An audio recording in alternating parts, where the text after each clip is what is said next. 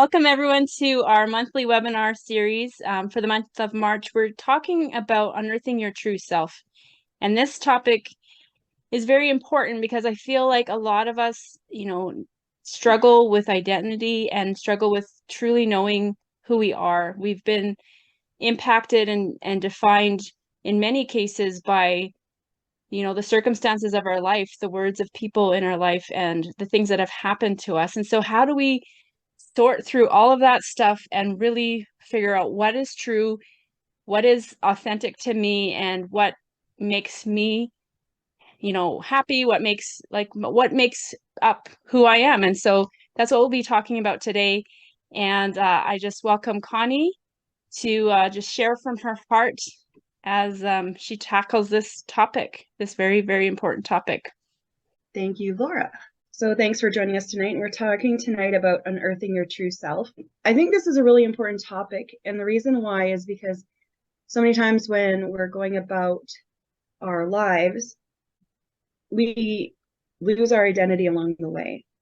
And it's almost like we know who we are when we start, and then piece by piece, we lose pieces of ourselves along the way, either to trauma or to influence or to many different things.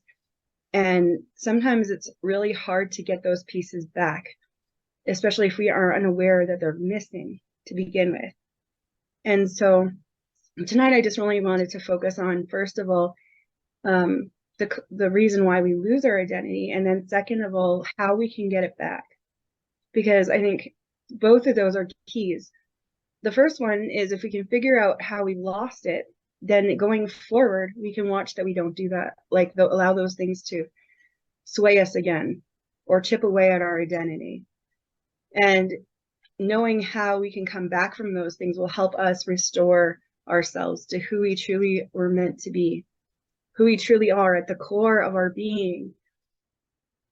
And I think that both of those are very important in order to properly be who we are and walk that in confidence, right?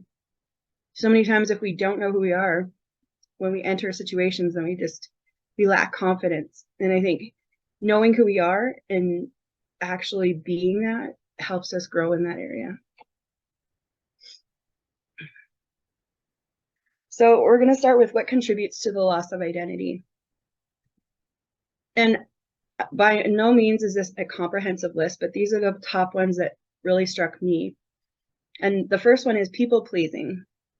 And sometimes we do it without even noticing. Like as children, we want to please our parents. We want to please our teachers. We want to make those around us happy, especially those in authority over us.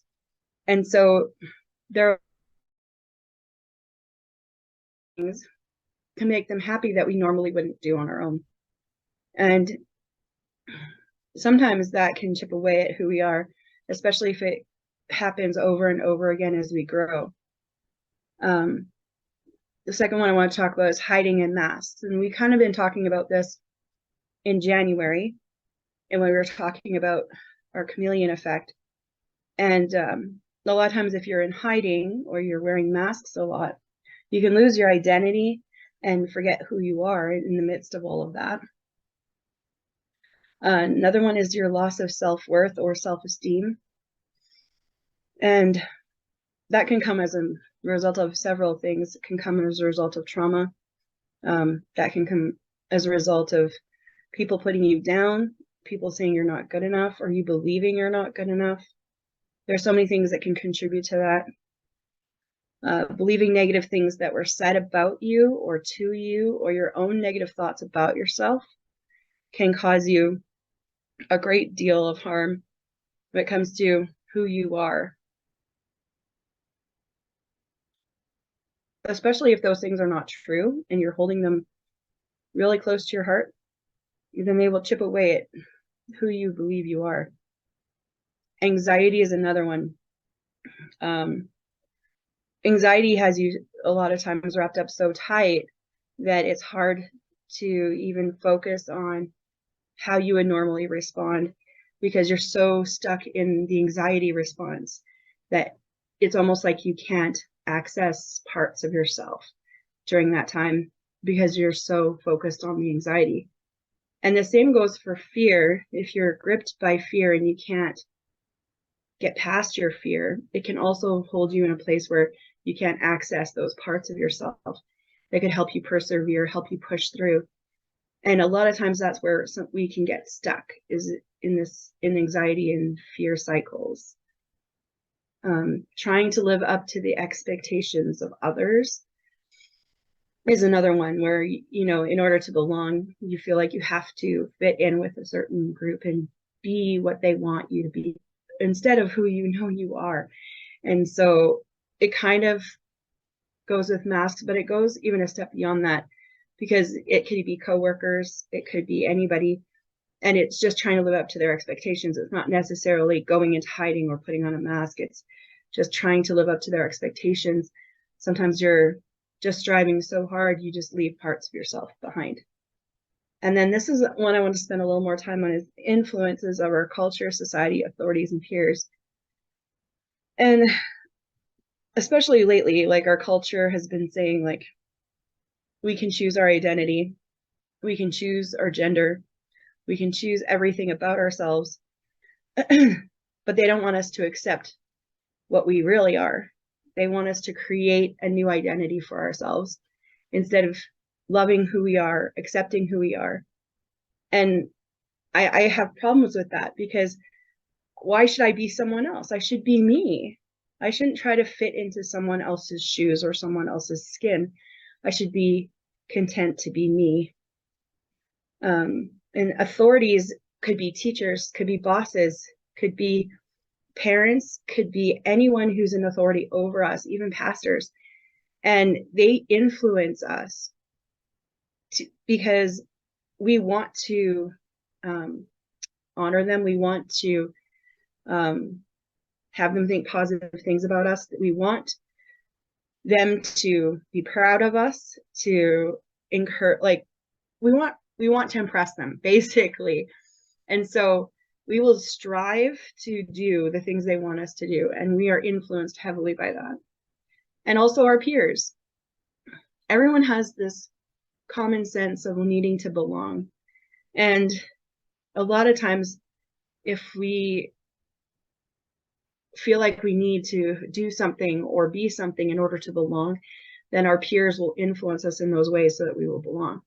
And this is where the whole peer pressure thing came in, right? Because we wanted to be like our friends, we wanted to fit in with them. So then we would try to be like them. And in the meantime, we are leaving little pieces of ourselves behind. And another one is depression. When you're in depression, a lot of times you're so sunk into your depression, it is hard to see who you really are and to be who you really are. And then the last one I'm going to touch on is media. Media portrays who we should be a lot of the time and not who we are. And when we embrace that instead of who we've been created to be and who we know ourselves to be, then once again, we can leave pieces of ourselves behind. And I'm not saying all of this so that you're discouraged. This is a lot, I know. However, the whole rest of this is about how to come back from these lost pieces of who we are. And this saying is really a cool saying. Be careful who you pretend to be. You might forget who you are. And that's basically a summation of what I've just been talking about, right? Be careful who you're emulating, because you may forget who you really are deep down inside. And you are precious, and you are the only you in this entire world. So it's important that you are you. So how can we unearth our true selves? And I'm going to go through several different ways. So the first one we're going to talk about are likes and dislikes. So when we get busy pleasing people, we tend to adopt likes and dislikes of those we're trying to please. To figure out our true likes and dislikes, we need to block out the thoughts of what others want us to be like and try things with an awareness of how these things make us feel. So when you're trying something, you need to actually be really aware of how you feel about it. when you're experiencing it. Do you really like this, or do you really not like this? And once we rediscover our likes and dislikes, then we can implement them into our lives and not let them go again. And this one seems so simple, but it's not. Like, I think about, like, even when I was in school, I'd have friends come to me and say, oh, I like this. And a lot of times, if you want to be in the crowd, you'll say, oh, I like that too. You may not even know the band they're talking about or the song they're talking about, but you just want to belong. And so sometimes, and then if you say that or believe that for long enough, you'll forget what you actually do like or dislike. And that is a piece of who we are. There are so many pieces of our identity and so many little intricate pieces that all fit together into the giant puzzle of who we are. So the next one I want to talk about is passions. Passions are different than likes and dislikes because the things that we're passionate about give us life. Likes and dislikes, not necessarily. They're the things that we either are like drawn to or not. But with things that you're passionate about, they give us life. They motivate us. They drive us to go forward. When we lose sight of these things, our daily activities start to drain us and we lose our motivation. So it's key to remember what our passions are. And sometimes we lay our passions down because we don't have the time or make the time to pursue them. Other times we've laid them down for a time because we have other things we need to prioritize for a time, like children or an ailing parent or some sort of emergency. Regardless of the reason, laying down our passions is a choice, and we can pick them up again. It's not like they're lost forever, and that's a beautiful thing. So all we have to do is remember what they are and pick them up again. The next thing I wanted to touch on is strengths and weaknesses. So if our weaknesses are constantly being pointed out to us, then we tend to believe that these weaknesses are who we are. They're our identity. But we're not defined by those things. We're not defined by our weaknesses. Instead, remember that our weaknesses are an opportunity to lean into God, and He will provide us strength in every area of our weakness. So we can turn those weaknesses almost into strengths when we rely on God and let Him work through them. But when we don't want to identify as those things, because God has built other things in us that He wants us to focus on, He wants us to build into. And I believe those are our strengths. We need to focus on our strengths and cultivate them because God gave us these giftings and we need to be able to step into them without hesitation. The more we operate in our strengths, the more confident we will become. And if you're unsure of where you're weak or where you're strong, you can look at your life and see where are areas of my life where I am doing things almost effortlessly, and where am I struggling a lot. And in those areas where you struggle a lot, ask for help. There are people all around you that probably could be strengths, have that as a strength instead of weakness that you could rely on. Me and my husband, we are a very good team because where I am weak, he is strong, and where he is weak, I am strong. So I'll give you an example in the area of administration. My husband hates administration. He is not that good at it. He'll do it if he has to, but it is a struggle for him. Me, I do admin. It's almost effortless. I just do it, and it's almost natural to me. And that's what I'm talking about, the difference between strengths and weaknesses. And the more that we get confident in those strengths, the better we can walk them out and be all that we need to be, all that we've been called to be. Personality traits is another one. We've all been created with a unique personality. Each of us have certain traits that are mixed together to create us. Are you funny? Or do you have a cheerful disposition?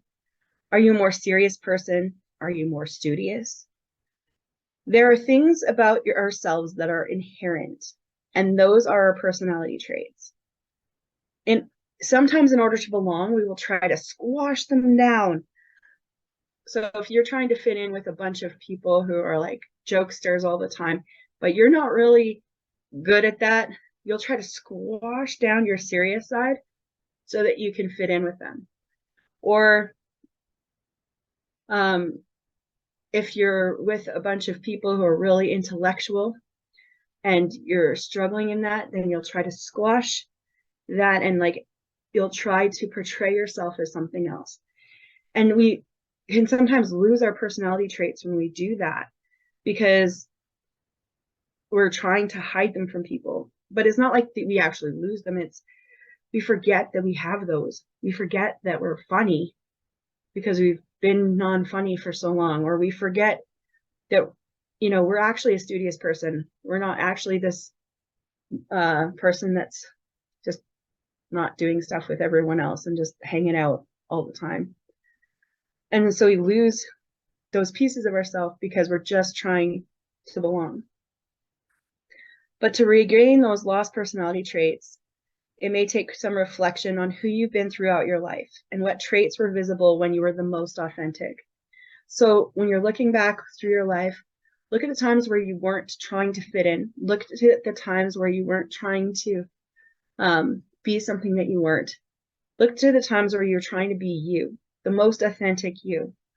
And you will see those personality traits pop out.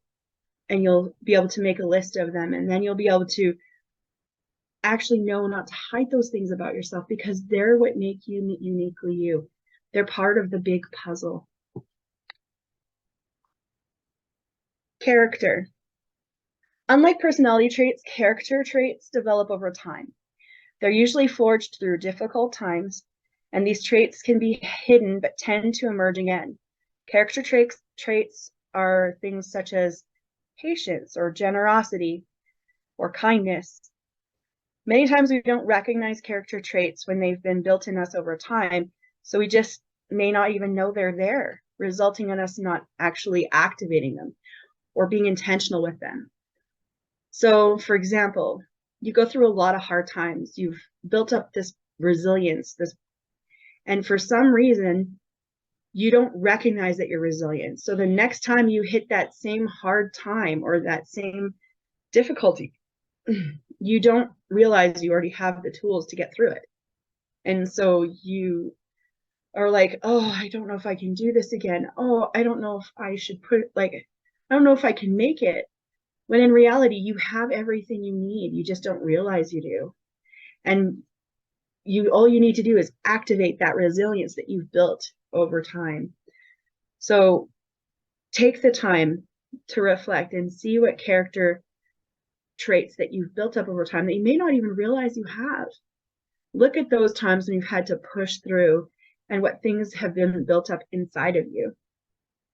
Purpose is the next one. Sorry. We all have a unique purpose. We all have one unique purpose, or a purpose that only we can fulfill. Sorry. Many things in life can cause us to lose sight of our purpose, but it's still there. We may be blinded by circumstances in our life that seem insurmountable. We may be even told that we may not amount to anything, and that belief has skewed your sense of purpose. You may even believe that your purpose wasn't meant for you. There are so many things that can blind us to our own purpose, but the truth is that God has given all of us purpose.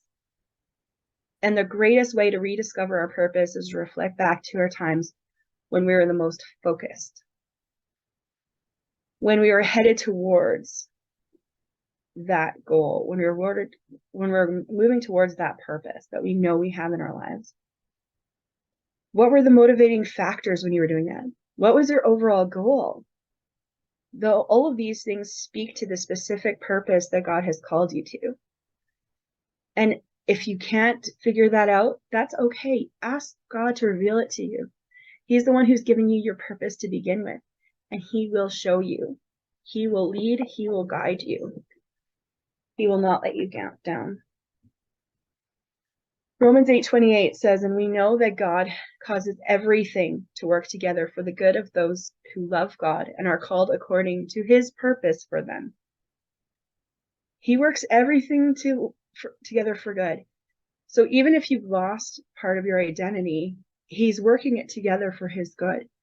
And through all of these things, we can bring those pieces back and become exactly who he's called us to be.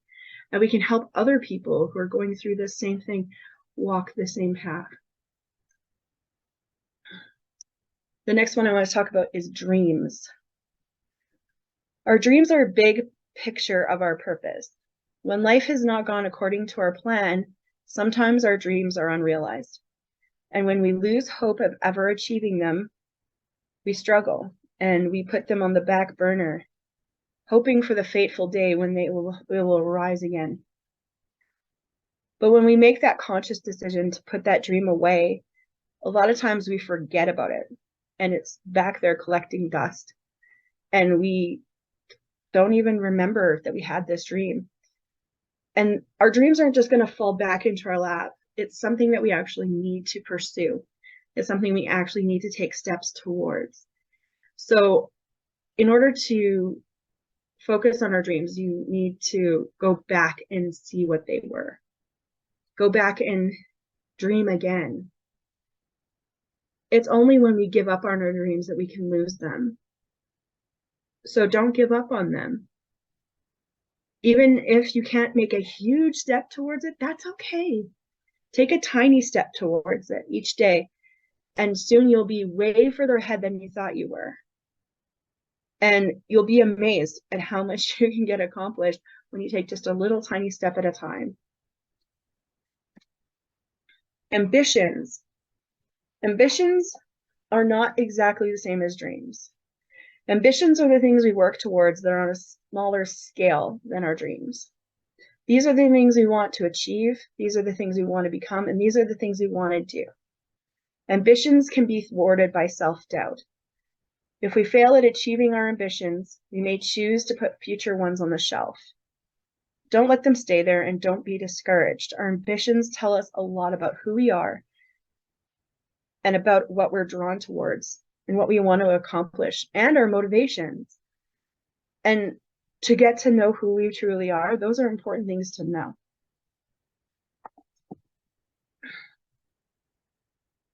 Jeremiah 29:11 says, "For I know the plans I have for you, says the Lord. They are plans for good and not for disaster, to give you a hope, a future and a hope."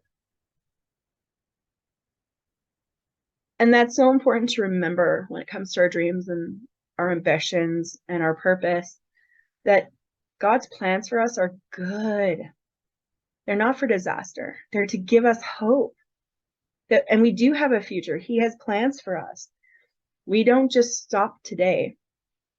This one song I've been listening to lately is really key here. If it's not good, it's not done. God's stuff, God's plans for us are good. And if it's not good yet, it's not done. So we've got further to go. Don't give up. Talents. We all have things that we're talented in, whether we recognize these talents or not. They're still there. Sorry. If someone has a singing talent but has never sung a note, then they would never know this talent is there. This is why it's so important that for us, even as adults, to try new things. There may be talents you have yet to discover, like treasures waiting to be discovered. Then there are the talents that you've forgotten all about due to lack of time or lack of use. For instance, if you used to play the piano and you haven't played for years, it's a talent you still have. It may be a bit rusty, but you still have it. And I'm sure that if you just go back to the keyboard, it'll come back to you. They don't disappear, but they do get rusty in lack of use. All you need to do is come back to it. Skills and abilities. Unlike talents, skills and abilities are things we've learned, either through education or experience. You may be talented in an area in which you have gained additional skills. This makes that talent much stronger. So if you are naturally a talented singer, and then you take singing lessons, you can become an even better singer by applying those skills to your talent. Skills and abilities are in use whenever you face tasks that require them. There are times when we will pretend that we're not. Okay. There are going to be times in our life when we're going to be tempted to pretend that we're not skilled in an area, or that we are skilled in an area where we might not be. And in either of those cases, it's not going good, because if you're pretending to be skilled in an area where you're not, then you are going to falter. And if you're pretending to not be skilled in an area where you are, eventually your skill will show through and people will know the truth. Either way, it's not good. It's better just to walk out your skills and abilities and let the chips fall where they may. Whether people embrace you or not based on it, it shouldn't matter, because you are who you are, and it's okay to be accepted for who you are and not just try to fit in. That's kind of been the theme for the last 3 months, is it's okay for you to be you and embrace that. Reflecting on your younger self. So as children, we are our truest selves. We haven't had the world and trauma and influence pull different pieces of our identity away. We haven't had anybody that we're trying to impress. We are just happy to be us. We're content to be who we are. So looking back to who we are at 3, 4, or even 5 years old can tell us a lot about who we are at our core. And looking back at those things, we can see specific things that may have been lost over time. So for instance, when I was a kid, I loved just spending time with God in a meadow in my head. And over time, that faded. And I missed that time because it was precious time with just me and God in that meadow. And it made me feel safe. It made me feel secure. And it made me have this amazing little space with him that no one else could touch. And it was, and it's great because I've gotten it back now. But it took time for me to recognize that that was something good that I could get back. So reflecting on things that we have as a child can help us as we're older. And the final thing that I want to talk about is our relationship with God. And this is a key one, because in Genesis, it talks about how God created us in his image. So as we grow closer to God, we become closer to who God created us to be. And this is true of people's walks in the Bible, so it must be true for us. If you look at stories like Peter or Paul or any of the disciples, as they grew closer to God and they grew in relationship with him, they also learned a lot more about themselves. And there's a difference between knowing a lot about God and knowing God. It's about relationship, not knowledge. And in that relationship, we discover ourselves because we start to see ourselves through his eyes, and we start to see ourselves through his heart, and we start to see truth about ourselves in ways that we've never seen before. And for me, the perfect example for this was when I was in Bible college. All of the things that I was trying to be in high school were stripped away, and I could just be me. And as I was growing closer in my relationship with God, I saw so many things in me that I didn't even know were there. And so being able to walk those out even after is powerful, because I can go back there and go, well, I'm not really walking this out, but I did then. So why am I not walking that out now? And I can bring that into my life, because that is part of who I am. And I can also allow God to reveal new things about myself as we continue to grow closer. The other thing that people tend to think is that if they grow closer to God, then they're going to look like every other Christian. And that's not the case, because God has created each of us uniquely to be us.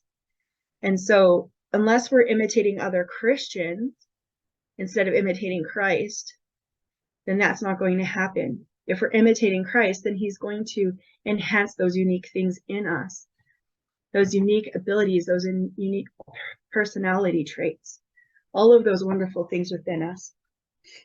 And there's so many scriptures in the Word that reveal to us what God sees in us that we may not recognize in ourselves. And this letter was put together with a whole ton of scriptures. But I'm going to just read this letter to you. And I just want you to like really hear these words. My child, you may not know me, but I know everything about you. I know when you sit down and when you rise up. I am familiar with all your ways. Even the very hairs on your head are numbered, for you are made in my image. In me you live and move and have your being, for you are my offspring. I knew you even before you were conceived. I chose you when I planned creation. You were not a mistake, for all your days are written in my book. I determined the exact time of your birth and where you would live. You are fearfully and wonderfully made. I knit you together in your mother's womb and brought you forth on the day you were born. I have been misrepresented by those who don't know me. I am not distant and angry, but am the complete expression of love. And it's my desire to lavish my love on you, simply because you're my child and I'm your father. I offer you more than your earthly father ever could, for I am the perfect father. Every good gift that you receive comes from my hand, for I am your provider and I meet all your needs.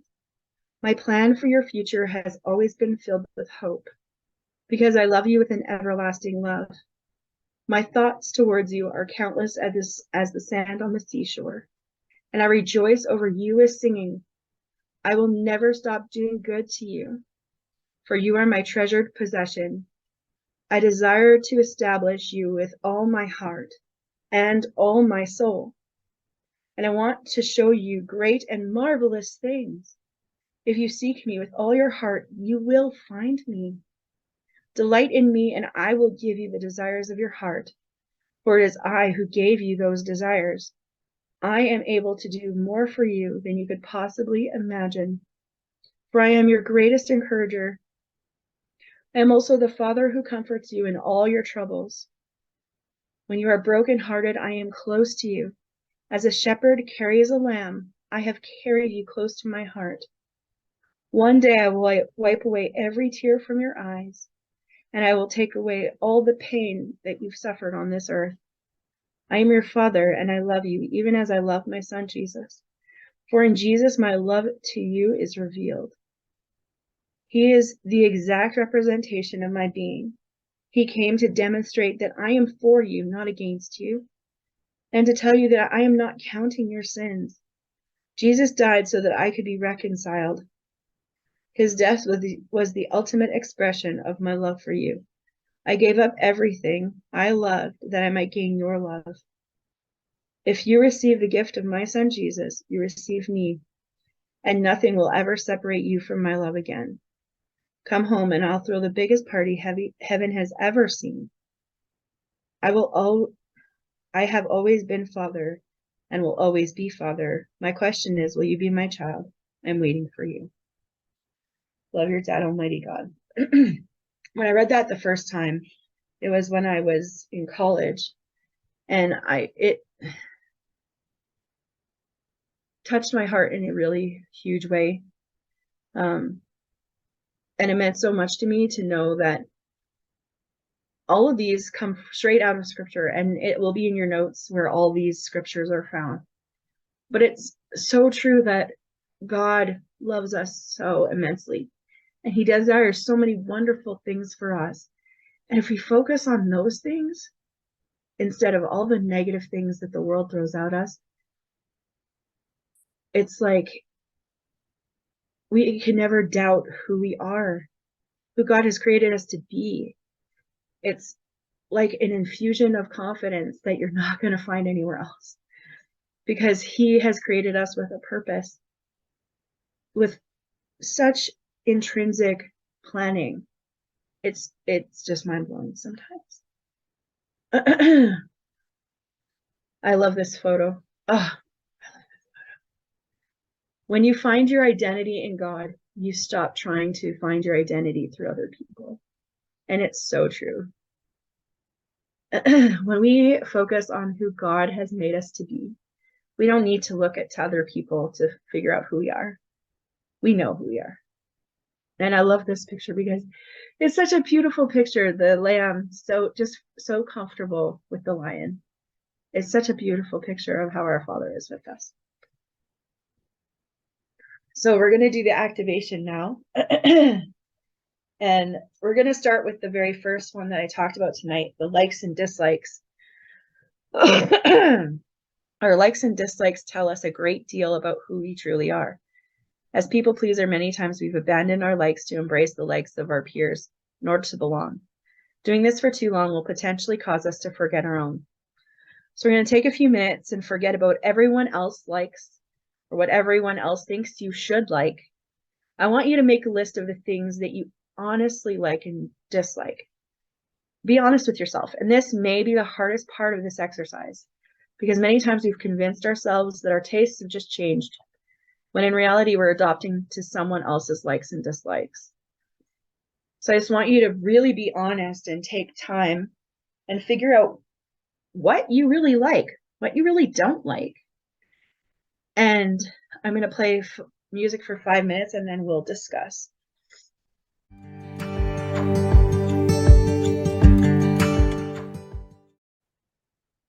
So when you find your true identity, it will change your perspective. And it changes your perspective not only on who you are, but on how you see the world. And I know that as I've grown and changed, and as I've embraced more and more of who I am or who I've been from the time I was a kid, the more that I see the world differently. And it's been awesome to do that. So the 4 keys to remember from this week are influences in our lives are one of the greatest instigators in losing our identity. Be aware of how the influences in your life are impacting you. The second key is, when evaluating all the aspects of yourself, remember honesty is key to discovering your true self. Number 3, do not be afraid to be who you are and not who others want you to be. The more you experience relationships as your true self, the more confidence you gain. And the 4th, God created you for a specific purpose. He placed dreams deep within your heart, and they're meant for you and you alone. Do not be wary if others do not understand it was meant for you. And then this saying from Oscar Wilde, I love it. Be yourself. Everyone else is already taken. And it's such a great thing to remember. Like, we are meant to be us, not someone else. They are meant to be them. And I just love the way he put it. It was so great. So now I'm going to pass it over to Laura. Before we move on to this next slide, Connie, you can leave it up, but I just wanted to also mention one thing was we have, like, today Connie talked about a lot of different ways we can discover our identity. And like in our activation, we just worked through the first one. And I just wanted to encourage you that over the next couple weeks, just take, maybe take 5 or 10 minutes a day and just start working through some of those and start writing down, what are some of your passions? What were some of your dreams? What are your personality? What are some of your characters? Because as you start to reflect on these things and start to document them and to really put your intention towards that, it will really help you discover that deeper part of who you are. And that was really the journey that I went on with my counselor, like just really spending time focusing on that and trying to discover who I was, right? What were you going to say, Connie? I was just going to say the questions in the notes that'll be sent out kind of are along those lines. Oh, okay. Well, I So haven't if you seen the work notes through yet. that, then you'll be able to do that as well. Yeah. Okay, perfect. So I just wanted to bring an opportunity to you and everyone who will watch this recording later. I've had the privilege over the last 15 years to write name meanings, inspirational name meanings for people.